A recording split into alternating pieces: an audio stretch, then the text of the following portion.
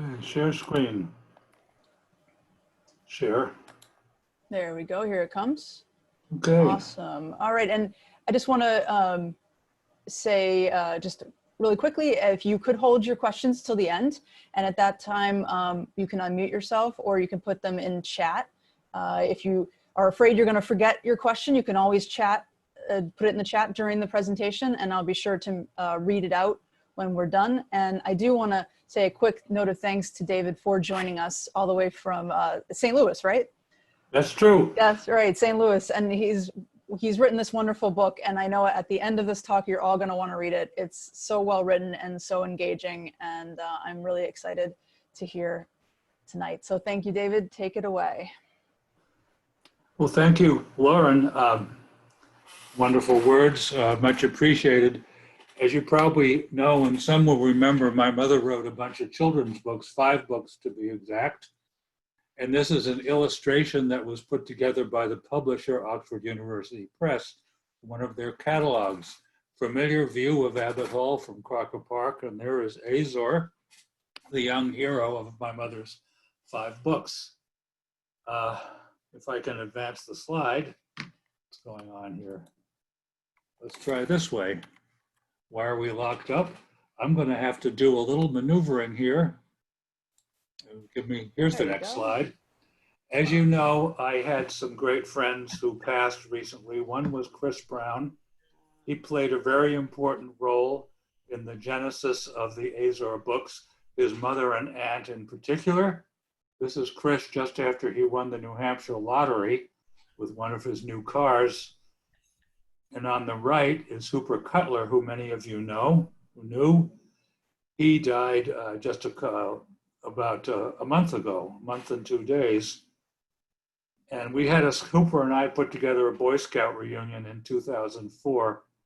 And here's Hooper trying to get into his old uniform. Those of you who know Hooper will recognize the man and his wonderful kindness and sense of humor.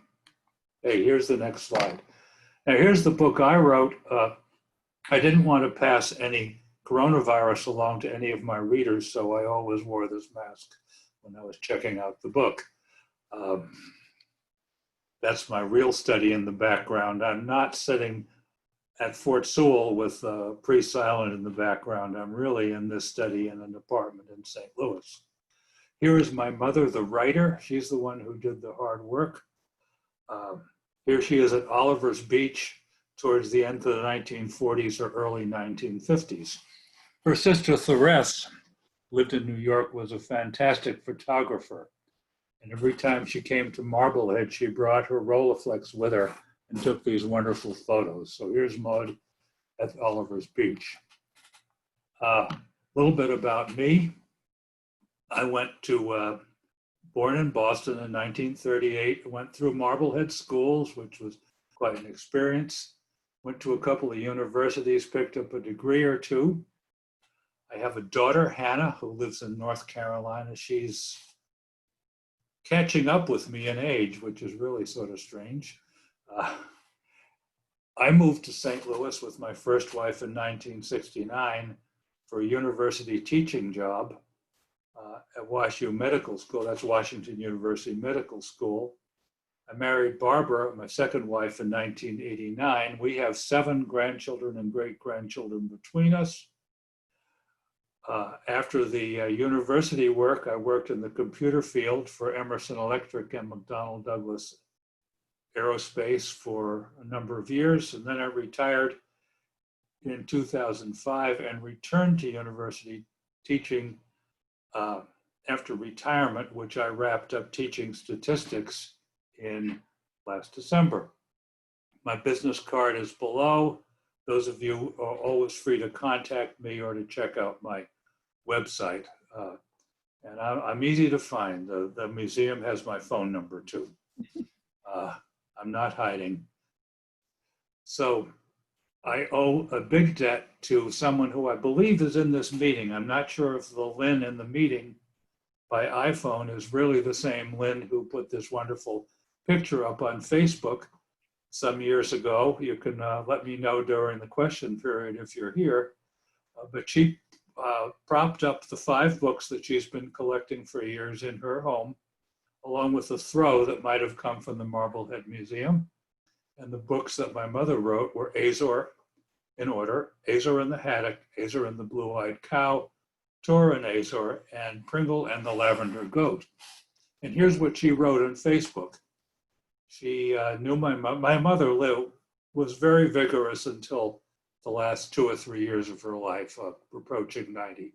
So she had loads of friends in Marblehead, and everyone she met, from grocery clerks to office assistants to the mailman to caregivers, everyone she met, she was an open and friend and a marvelous listener.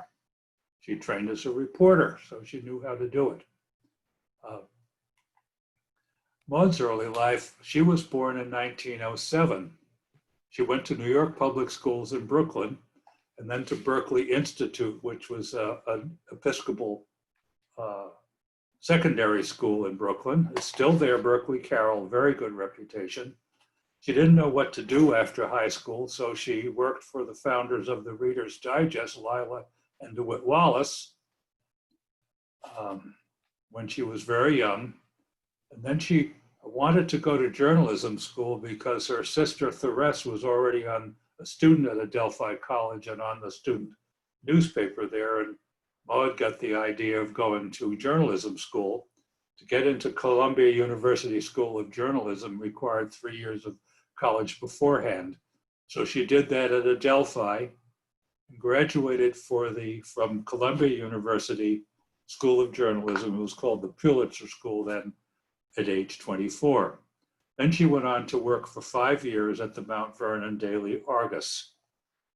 She was asked to join a couple of other, she was the only girl asked to do this internship at the Argus, and the Argus took her on full time. We'll see shortly. Here she is as a little girl on the photo on the left. Her mother and father were Norwegian and Danish, and her mother took the girls back to Copenhagen in 1912 to visit her parents, who lived in Copenhagen at the time. Then in 1914, my grandfather's nephews and other relatives from Norway started coming over. And here is Maude at age 14 in Prospect Park with her cousin Egil, or Eigil as he pronounced it in Norway. And he looks to be in his early 20s or late teens at the least. In any event, Egil took a liking to Maude, who was 7 or 8 years younger than she was, and Egil asked my grandfather if Egil was willing to wait, could he perhaps become engaged to Maude, who was then 14. My grandfather's answer was to Egil, he said, if you ever mention anything like that again, I'll write to your father and he will recall you to Norway and you will never come to the United States again. That didn't deter Maude. She never really had a romance with Egil, although they were first cousins and remained a lifelong relationship. But Maude was a sort of hot ticket in the making, even at 14, because she told me that at age 13, this is a year before this photo was taken, that she had fallen in love with a 30-year-old man, and I don't know anything more about it. I would have loved to find out the details about this. So let's move on. And here's Maude graduating in 1931 from the Columbia University School of Journalism. It's a picture I got from their yearbook. And here's one of her stories on the Mount Vernon Daily Argus. She very soon acquired her own byline. Last family name was Jacobsen, as they pronounced it in Norwegian. And here's Maude covering the breadlines, welfare line, and the Depression. She wrote many, many Depression-era stories. There's a wonderful story about a rent strike in the Bronx that I have mentioned in the book. And I have it available to put on the website if anyone wants to see it. So she was starting out very good writer and very well respected at the Argus. However, in her personal life, things got a little bit out of hand. She met this young man. She was 22 and he was 17 on Martha's Vineyard, where both families spent the summer. Now, the guy next door, Mr. Sanborn, Bob's father, was an engineer. So he and my grandfather got along very well. My grandfather was a civil engineer as well. And Maude and Bob became engaged, and they maintained that engagement for 5 or 6 years. But Bob went off to Cornell University in Ithaca, leaving Maude free to acquire other men. And one of them here is Bob Addy, who was a really neat guy. He became a sports writer, Washington, D.C. Here he is at the Mount Vernon Argus at age 22. He grew up in Mount Vernon, played football there, and became interested in sports. Then the third guy was, have not been able to verify his identity. My mother said he was brilliant, and he went into the Franklin Roosevelt administration. That's all I know about him. And the guy on my far right, of course, you can probably easily guess, is my father, Joe Crowley, shown at about the same age as the others. He worked for several years on the Bronx Home News in New York, although he came from Salem and had worked on Boston and Los Angeles papers before that. But here's my mother. She's engaged to 4 guys at the same time. And this, as you can imagine, is a bit of, quite a bit of pressure on her. She was couldn't quite come up with the gumption to tell 3 of them no. So she wound up saying nothing, and that put her in the hospital. What she called it a nervous breakdown, but I know from personal experience that what she had was depression and panic disorder, because I've had it too. So where did this lead? It led to a mental hospital. And where else but Amityville?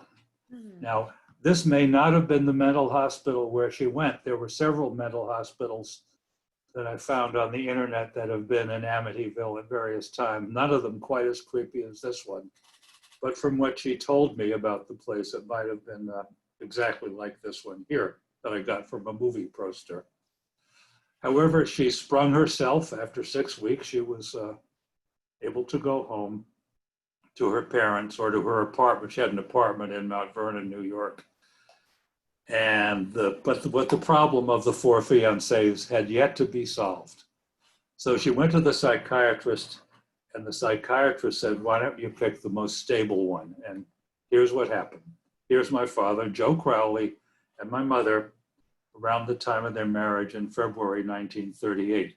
Again, a photo from Therese. I might mention that I have a dear friend and student, Walter Beagley, who I mentioned in the book, who helped me by restoring some of those photos. They were scratched and damaged, and Wally is a brilliant photographer and restorer. He restored some of these photos for me, including this one. Here they are married, and as you might imagine, the next thing that happens is a child, and there am I. I'm an only child, in case you hadn't guessed, with my father. I don't know where the picture was taken. Therese took it again. It could have been in their apartment in Greenwich Village or in our apartment in Boston. I'm not sure. Early 1939. Now, my mother, once she had been through the first year of my infancy, when I had colic and stuff, was itching to get back to writing. She had written features for the Boston papers. She had moved to Salem for a year before her marriage to my father. And she couldn't seem to get back to writing. And she wanted to write great literature, you know, like Thomas Mann and other giants of the day. But she said she couldn't really find material in Boston Watertown or Newton Highlands where we lived. She said they were boring and stultifying and the people were uninteresting. And what she really needed was a good supply of eccentric people around her. And by great luck, she found an almost limitless supply of eccentric people by moving to Marblehead, which we did in August 1st in 1944. On the left is the house as it looked around then. This was a series of photographs that the illustrator of the book asked for to get a feeling for the town.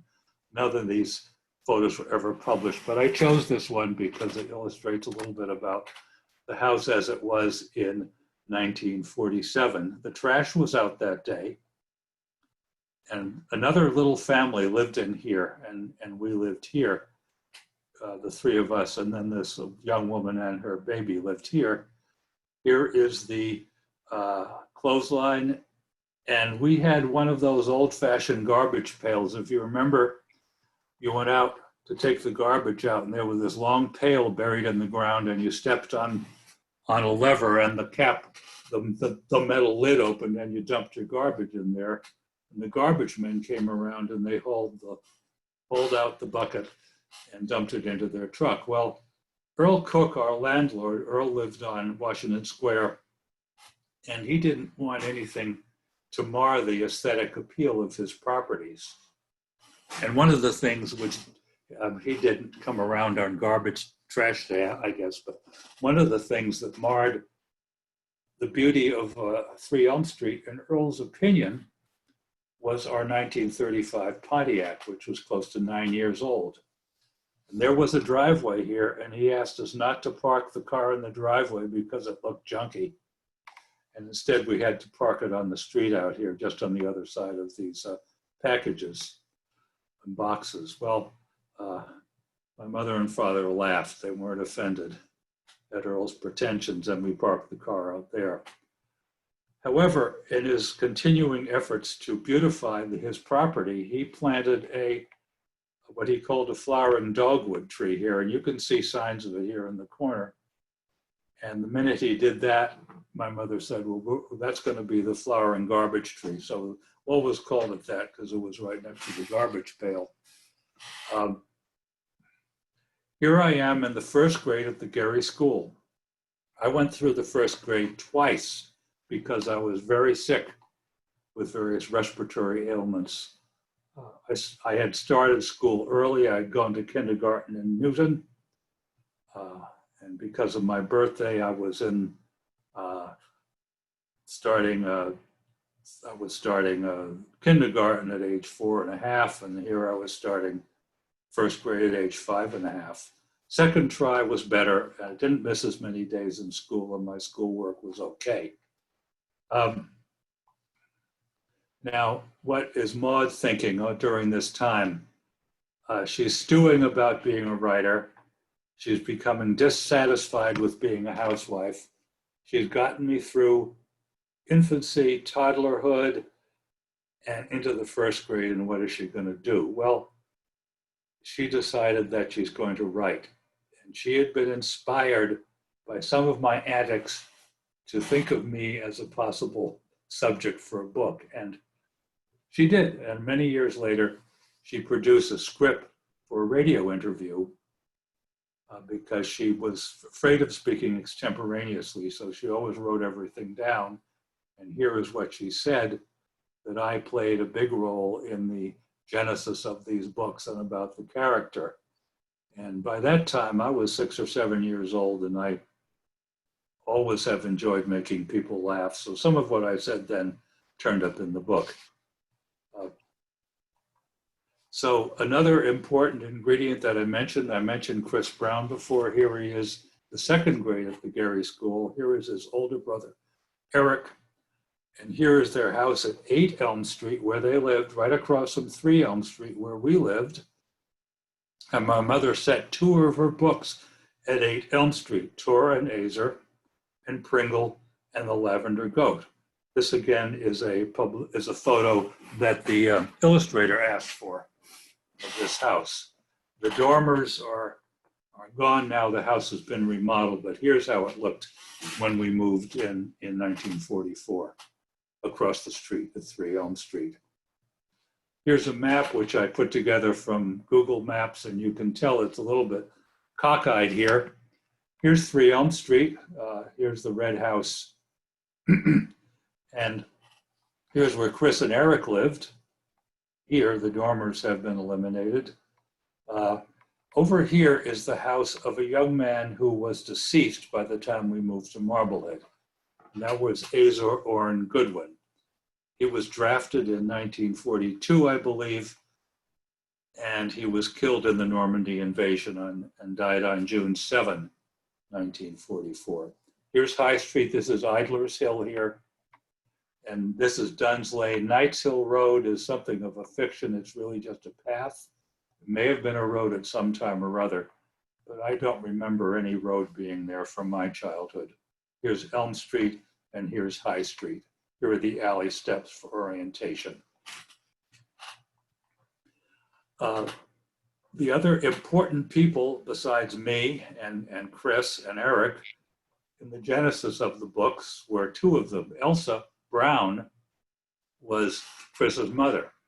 She was a member of a very talented Norwegian family, the Selmer Larsens. And her sister Ingrid, over there on the right, leaning back and looking at Elsa, was a very talented artist and watercolorist, which she learned a lot of it from her father. Ingrid had studied in Paris before the war and was a super artist. And she and Elsa together created something of a stew pot of ideas that resulted in the Azor books. So what Elsa did was to share with my mother all sorts of Marblehead lore. While I was in school and Chris was in school, my mother and Elsa, were back and forth sharing Marblehead information. My mother was writing it down. I still have her notebook. Elsa grew up in Marblehead. She graduated from Marblehead High School in 1933, and she knew all about the town. She introduced my mother to some of the Marblehead nicknames, Anchor Float Dixie. There were two generations. As you probably know, if a father acquires a nickname in Marblehead, it's passed on to his son. Ice Tongs was a guy, an old man, at least it looks old to me when I was young, old man who was bow-legged and followed parades with a bucket on wheels to clean up after the horses. Codfish dollopers were women that Elsa grew up with around in the 1930s, and they apparently look like codfish. You can tell this kind of face. My cousin Nora makes a marvelous fish face. I can't quite do it, but Nora can also talk like Donald Duck, which I can't do.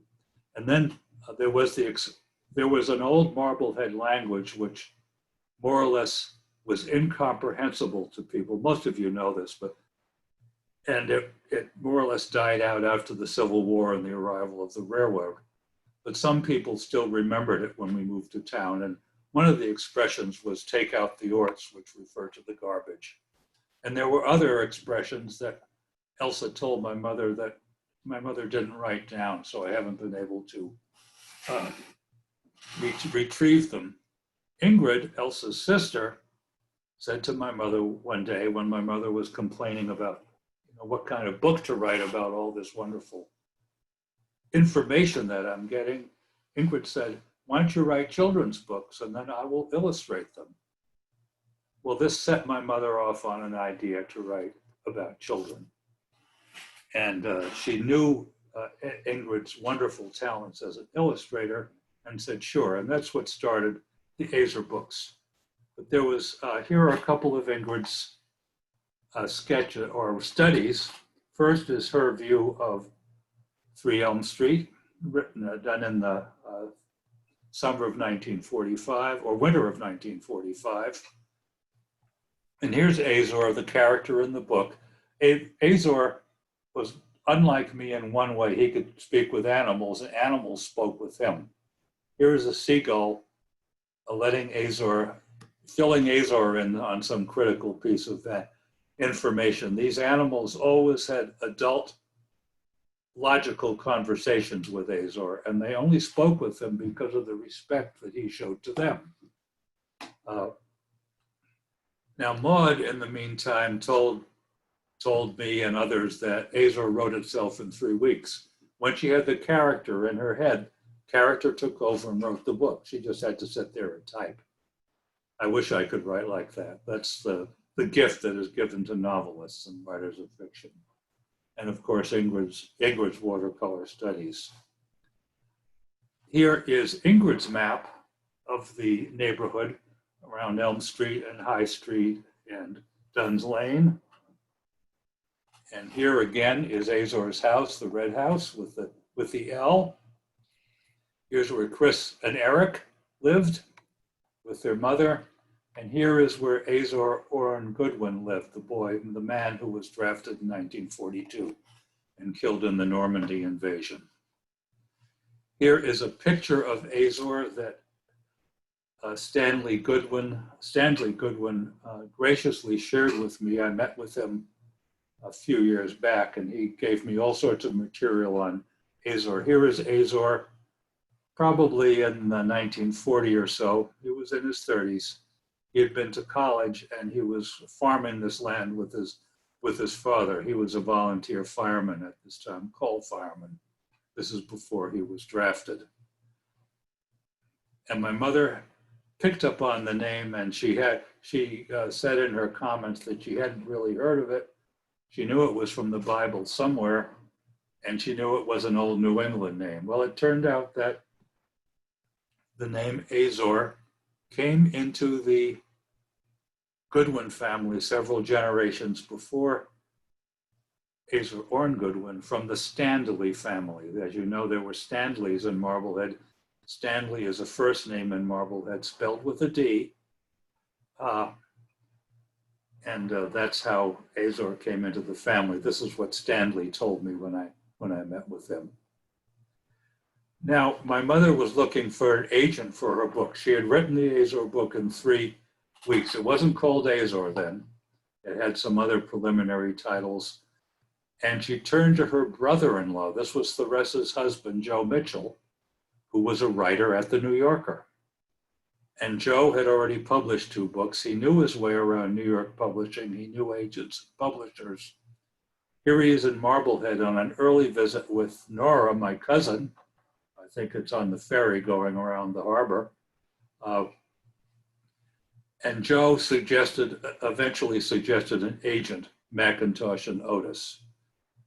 Mary Abbott of McIntosh and Otis shopped my mother's manuscripts to various publishers, eventually settling on Oxford University Press, which had a children's division then.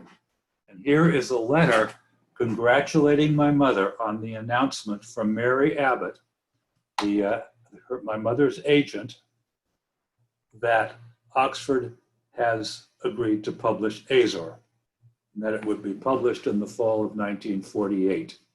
So it took from 3 weeks to write and 3 years to get into print.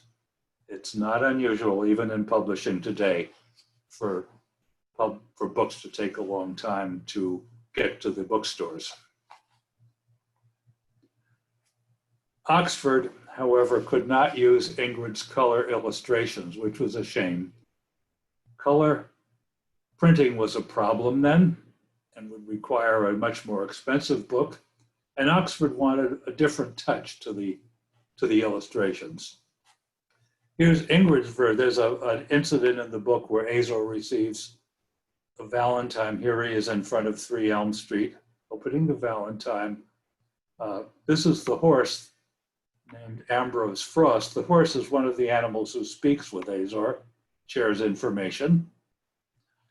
And here is Helen Sewell's version that went into the book. Helen Sewell was a well-known illustrator who had illustrated the first edition of Little House on the Prairie, by the way. And she went on to illustrate 3 of my mother's books. She had done other children's books as well. And here finally is the book, Azor Peach. She chose Marblehead names for all of her characters. He's 6 years old, in the 1st grade at the Gary School, has an older brother. Across the street are Chrissy and Jimmer, who are fictional representations of Chris and Eric Brown. They had a little sister who Chris and Eric Brown did not have, but anyway, it's fiction. Azor says he can talk with animals, and everybody teases him and makes fun of him, except the animals.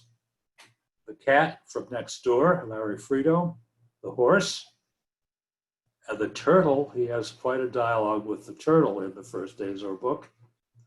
And then an observant seagull here who shares some vital information with Azor and which results in quite an amazing rescue at the end of the book.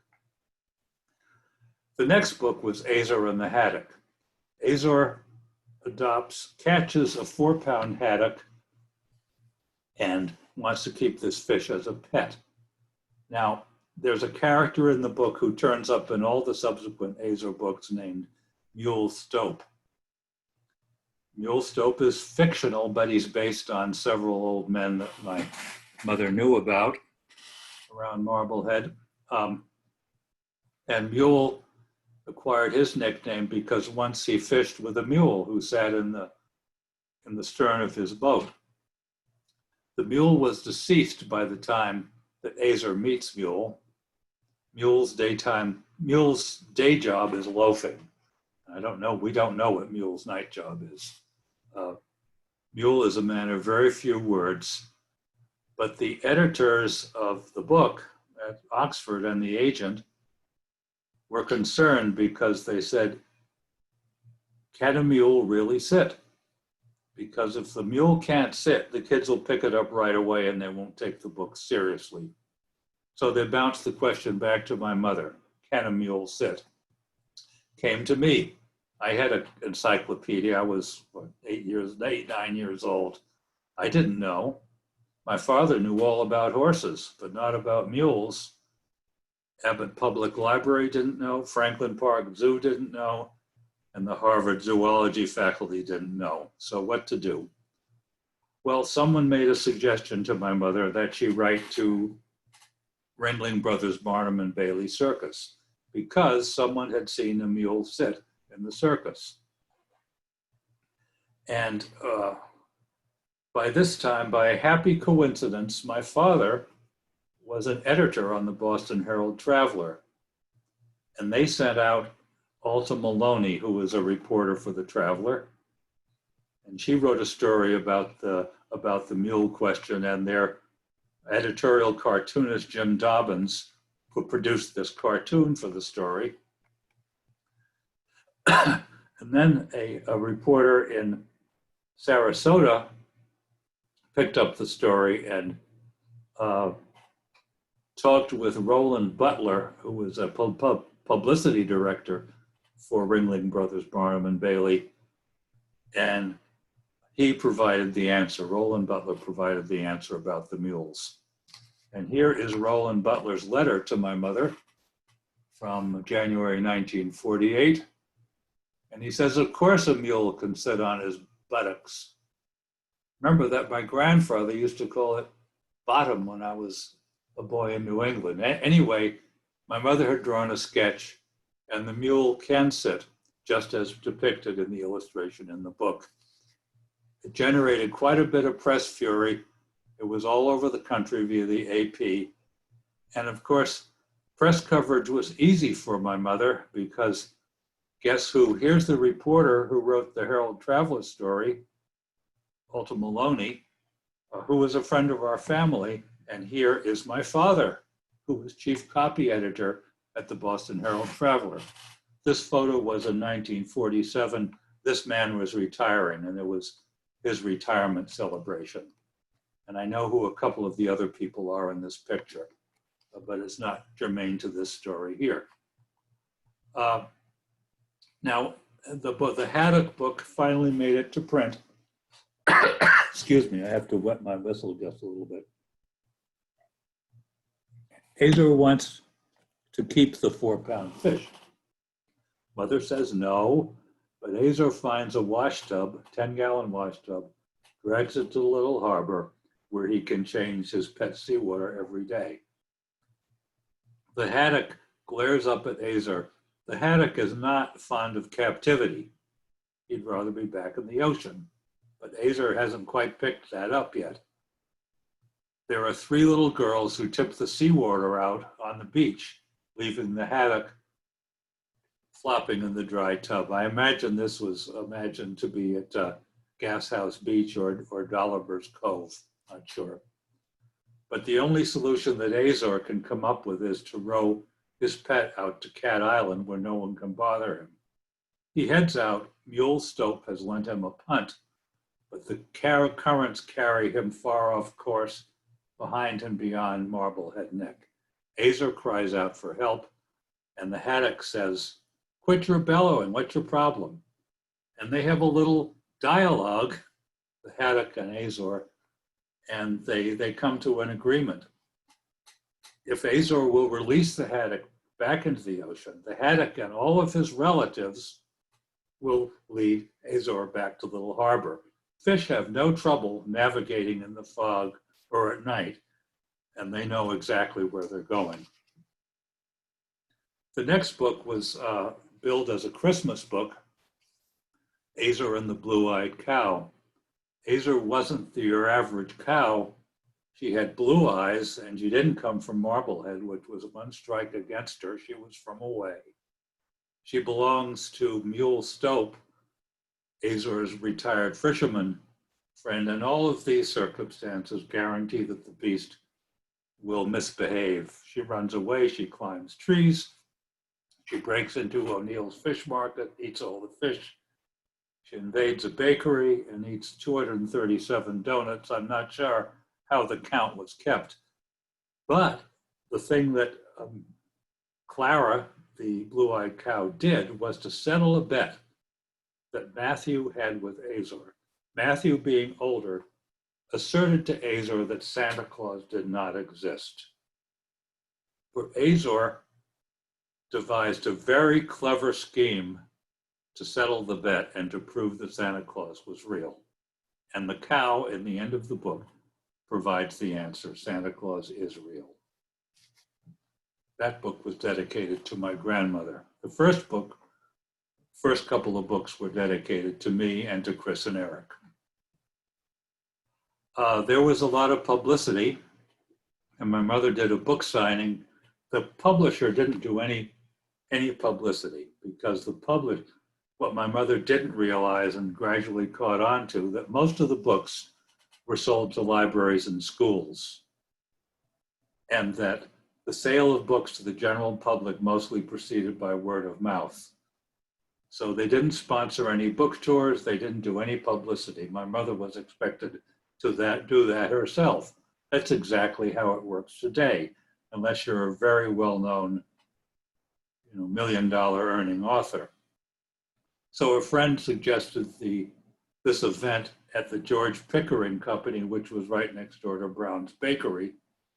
And this little Pickering store sold oil burners, coal supplies, water heaters, stoves, that kind of stuff. And they had books. So here is the book signing in 1951 with my mother signing the books. And here is my father's brother, Charles's wife, Lucy Crowley. This is Lucy's sister, Lily. And this is Janet, my cousin, Janet Crowley. This lady is Louise Morris. She was the mother of Betsy Morris, who was a classmate at the Gary School.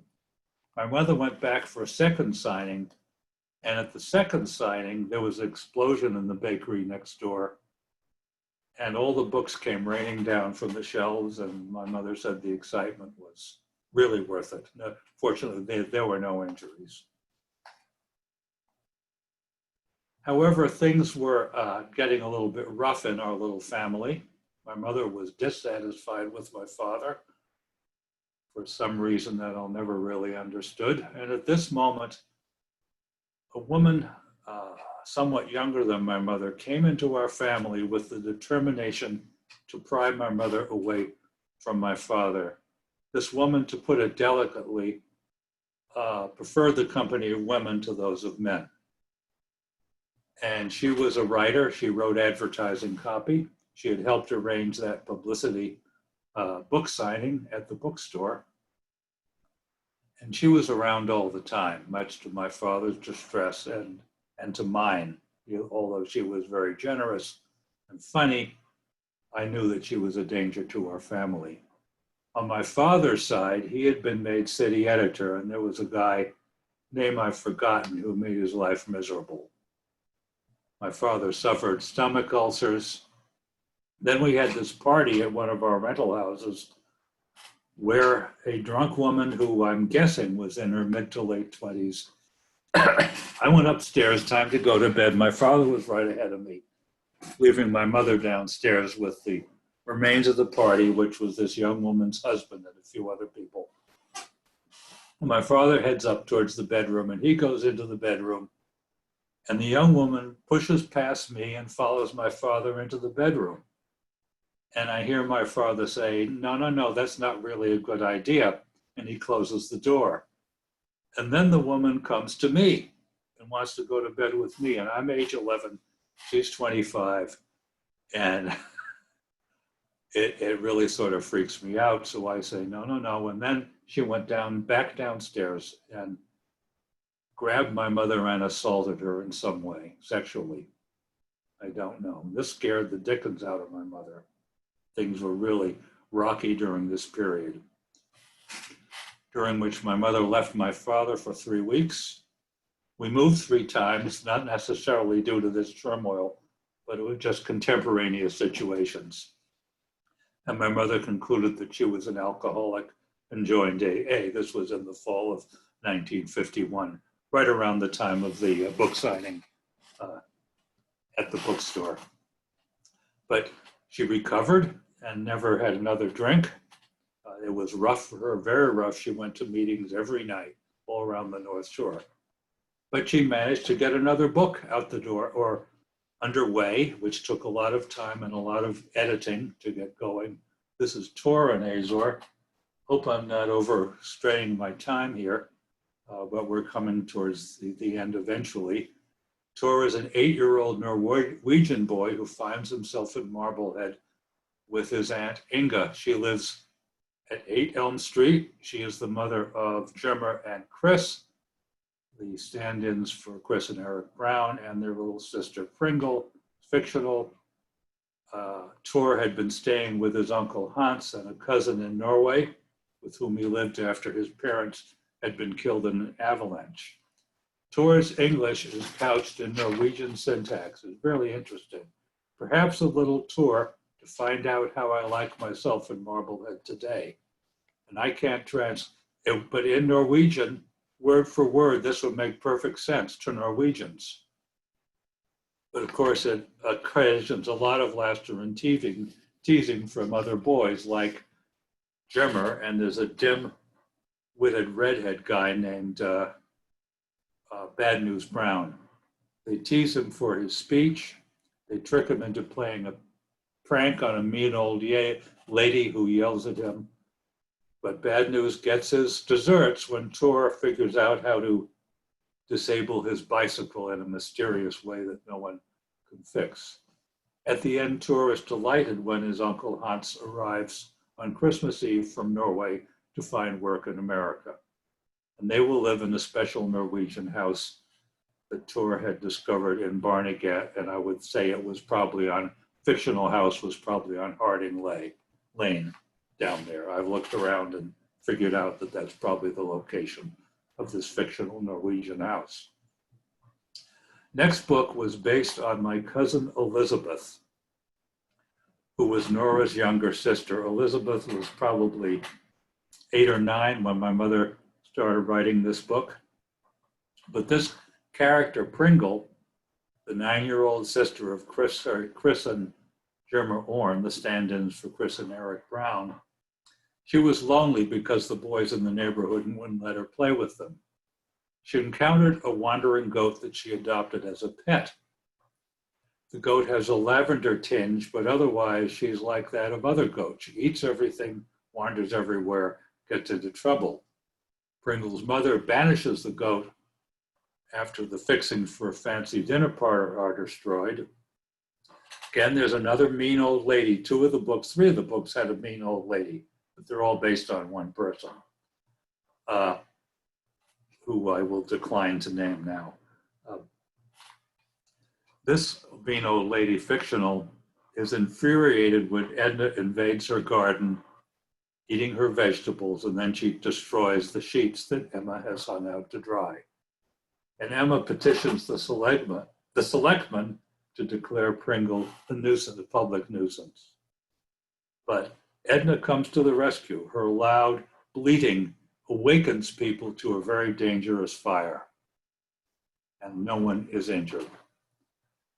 So instead of declaring Pringle's goat a public nuisance, the selectmen are preparing a lawsuit against Emma Clune for endangering the entire town. And those details you can find in the book. The books, all 5 books, got glowing reviews from the Boston Traveler, the New Republic, New York Times, the New Yorker, New York Herald Tribune, and from Kirkus. There are other various reviews that my mother saved. Got glowing reviews. The book sales, interestingly, I can't see this, all these figures, but together in today's money over the course of 12 years, she earned the equivalent in today's money of about $85,000. She wound up selling over 50,000 copies of the books. And in dollars those days, it was about $9,000 total. And you can see the figures expressed as in currently 2019 dollars. Now, Maude did not stop writing. There were 3 other complete books for which I have manuscripts. The Rude Emma, The Flittery Day, the More More. More More was based on my mother's grandmother, who filled her with Norwegian legends and ghost stories. My mother's grandmother, who lived with them in her long widowhood in Brooklyn, she had a wonderful sense of humor. She was very well read, self-educated, of course, read in several languages, and was quite an interesting and controversial person.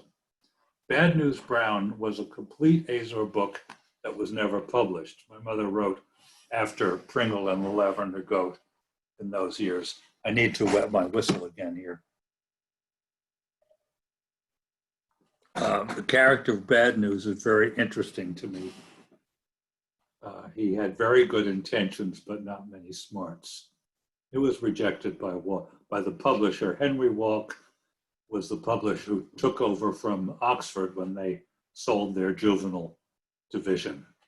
There were a number of short stories, both translation, fictional, a whole bunch here. And in the end, from 1970 to 1972, she worked on a book about a young man named Bill Downey. And Bill had been through a horrendous decade of drug addiction, crime, all sorts of women left and right, every kind of drug, he called himself. And my mother transcribed interviews with him over a period of a year. And I have all the transcriptions. And she wanted to write an adult book about drugs, but then the agent told her that there were too many drug books on the market and yours would not compete. I'd love to do something about these notes. She was going to call the book Prism, and I've got all the interviews, but it's hard to see how it could be put into a book now. Here's my mother's last interview in the Marblehead Reporter in 1989. My father had been dead for 2 years. Here's a great picture of my mother, age 82, and here is a reprise in the sidebar of the Mule Story from 1948 and 9. Here's another photo of Stanley Harriott and Azor Goodwin. Remember, Azor was the uncle of Stanley Goodwin and Harriet Gowell. I think that David Gowell, Harriet's husband, is maybe in this session. I saw him on the participant list. David and Harriet Gowell dedicated a piece of land, sold a piece of land to the town of Marblehead and put this plaque. It's right opposite the Tower School, right on the other side of West Shore Drive at the entrance to the bike trail. And I learned about this from Hooper Cutler's wife, Joan Goodwin, some years ago and went right over and photographed it. So there is Azor Goodwin again. At one point, there was a project at the Gary School to read my mother's books and produce drawings. And here are the drawings that have survived to me. I don't know who any of these children were. If any of you know any of these children, I'd sure like to know where they are now and if any of them remember making these drawings in the Gary School years ago. Interesting set here. And here is Eric Brown and me and Chris Brown. This is in 2014, Memorial Day. We were able to get together.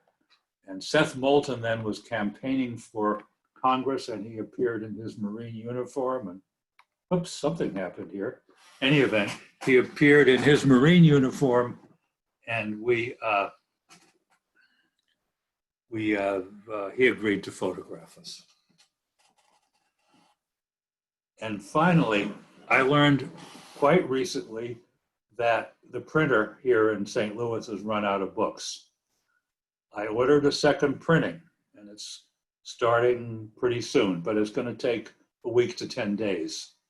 But you can't pre-order books from the printer who is here in St. Louis, but you can pre-order books from the Marblehead Museum shop.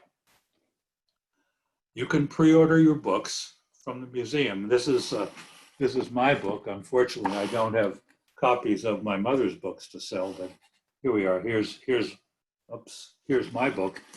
Pre-order it from the museum. Now, when the printer here in St. Louis does their 50 copies, I'll drive out there and I'll sign 25 of them. And then you can order from them, and I'll let you know via Facebook or an email when that happens. So it's been a pleasure. Hope I haven't taken up too much of your evening, and I'll be happy to turn it back to Lauren, and maybe we can have some questions. Thank you, Dave. Thank you, Lauren, and thank you, everyone. I see some, let me drop out of screen share, if that's okay, but I can go back to slides if people have questions. There we are. I see some friends. I see Barnes Ellis. I saw David Gowell there. I don't know who that's probably a friend too. I saw Barnes Ellis. And who else did I see? I saw a Lynn, who may be Lynn Yastrzemski, who I don't know, who gave me the impetus for this whole project. Haven't been able to see her yet. She's coming to me via an iPhone, I think. And who else is on there? Oh yes, Alan Dem is on there, audio only. Alan lives in Toronto. He and I went to high school together. He was a super guy, super writer, and I'm delighted to have all of you here, including some of my old friends. So please, if you have questions, I will do my best. Thank you. Please go ahead and unmute yourself if you have a question, or you're welcome to put it in chat. Sure.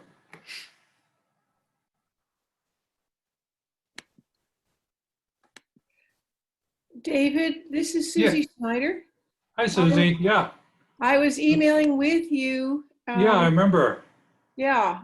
I ended up doing, trying to teach for 3 months out of my dining room on Zoom, and I just ran out of time to finish the project I was going to do, but I'm still going to try and work on it.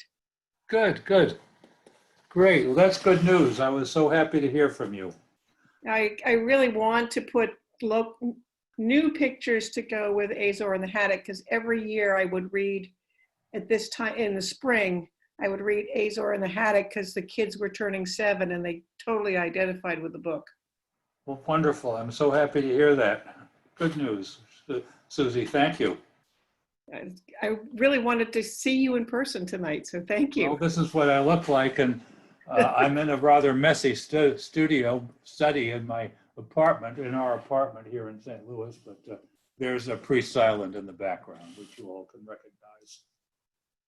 Other questions? Dave, this is Barnes. Hey, Barnes, good to see you. Nice to see you. Yeah. Dave and I were classmates at Gary School many years ago, so several of the names he mentioned were quite familiar. I live out on the West Coast now, but we saw each other at that Scout reunion that he mentioned. So how long did you stay in Marblehead? Tell us a little about your own life. Sure.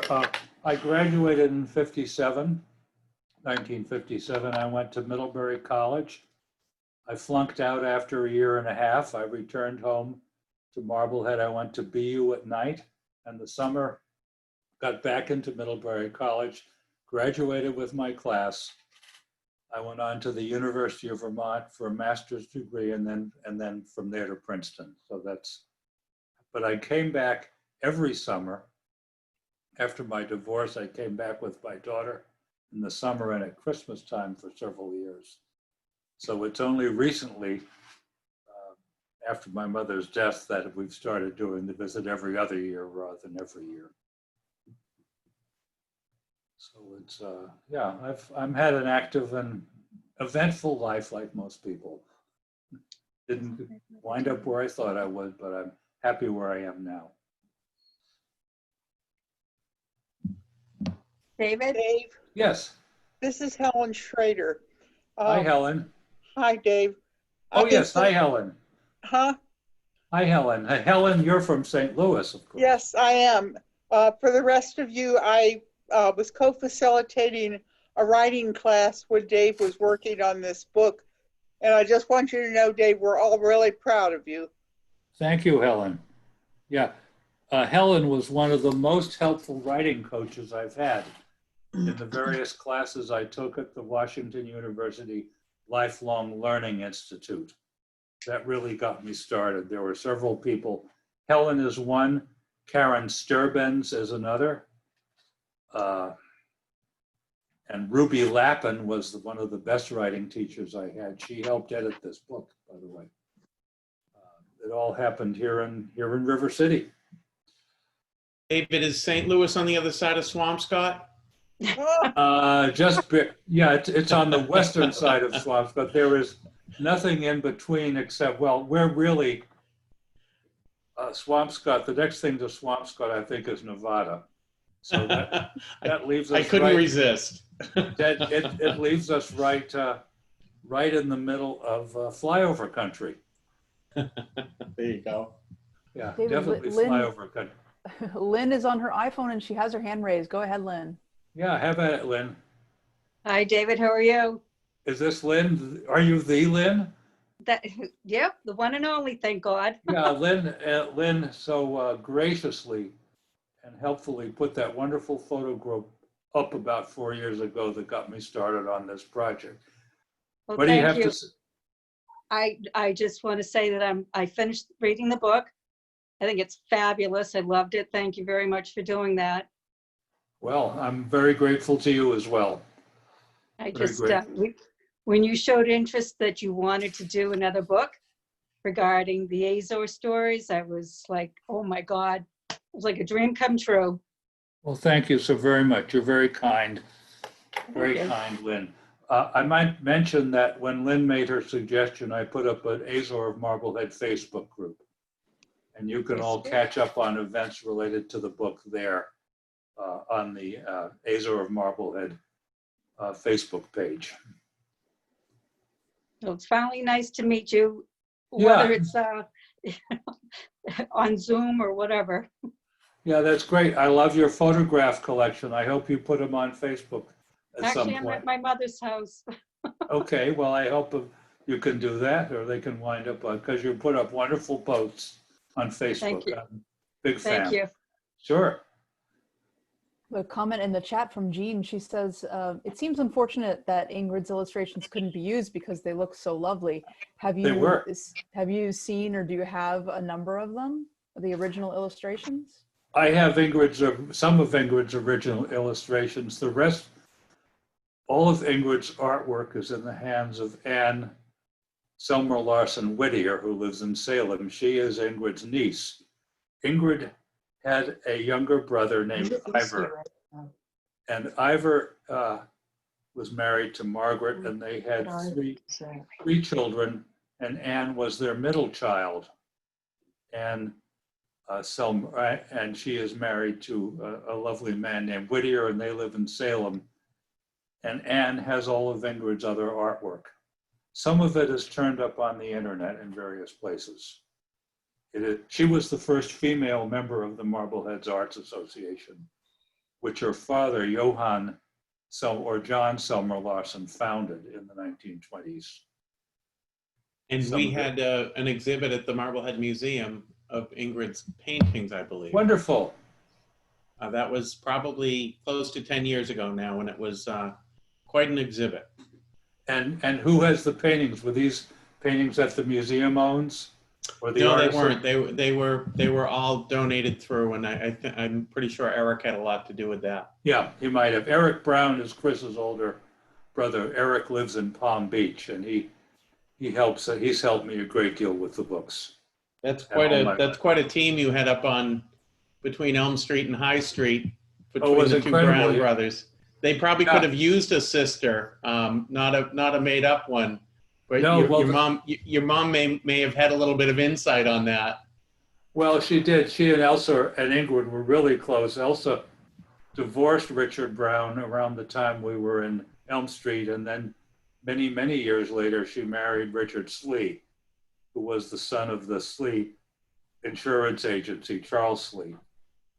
And then she and Dick bought a house on Bassett Street and lived there until Dick's death, and her death. She wound up with Ingrid in one of the Marblehead nursing homes, and they both lived into their 90s. Young Chris was a great friend of mine when we were in elementary school, and That's great. And Chris, right up until he passed away, referred to me as Nuisance. So we all get our own nicknames, I guess. Oh, well, Chris, of course, was Boris, which came about in junior high school. Everybody has a nickname. They do. Speaking of nicknames, I know that the museum is going to have a Marblehead Memories nickname session in October. I hope to take part because out of boredom and having a lot of dead time while I was teaching, I retrieved photographs of the 1929 nickname contest that was put in the Marblehead Messenger, which was it was a contest that was put up of some 50 or 60 nicknames, and anyone who could identify all the people who went with the nicknames could win a prize of $5 or $10, I think. This is in 1929 tercentennial of the town's incorporation. I'll bet here's the list, and that's just one of the pages. I'll bet you there's hundreds. Well, and they there expected are. somebody to name them all. Well, I don't think so, but in these odd hours, I put the list into an Excel spreadsheet. So Great. They're easily readable now. It took a bit. Chris Johnson helped a lot of the Marblehead Historic Commission. He took very clear photographs of it. Well, we'd love a copy of that. And I will certainly send along a copy for the October meeting. And I'll. Thank you. That's great. Yeah. Any other questions before we wrap up? I've included the link to our gift shop in the chat, but it's easy to find on our website. All right, well, thank you so much, David. That was fabulous. I really you're so appreciate welcome. you doing that for us. It was really my great pleasure. Great pleasure. Glad to do it. Wonderful. And I'll work on. Thank you. I've got another book in mind anyway, and I'll be working on that coming forward. Oh, good. Fabulous. And I just want to say before you all leave that our next Marblehead Memories monthly meeting, the first Saturday of the month. So I think it's August 1st, actually. And it's going to be about restaurants, bars, places to get a bite to eat in town. Tell us about your favorite bartender or waitress. Any stories you have, we'd love to hear from you. So the Zoom link is online at the upcoming programs page and the Marblehead Memories page itself. So I hope to join you then. Thank you again for joining us tonight. Okay. Thank you all very much. Thank you. Thank you, Lauren. Thank you, David. Thank you, Lauren. Thank you all these Good night, great people. everybody. Take care, everybody. Thank you all. Good night. Thank you.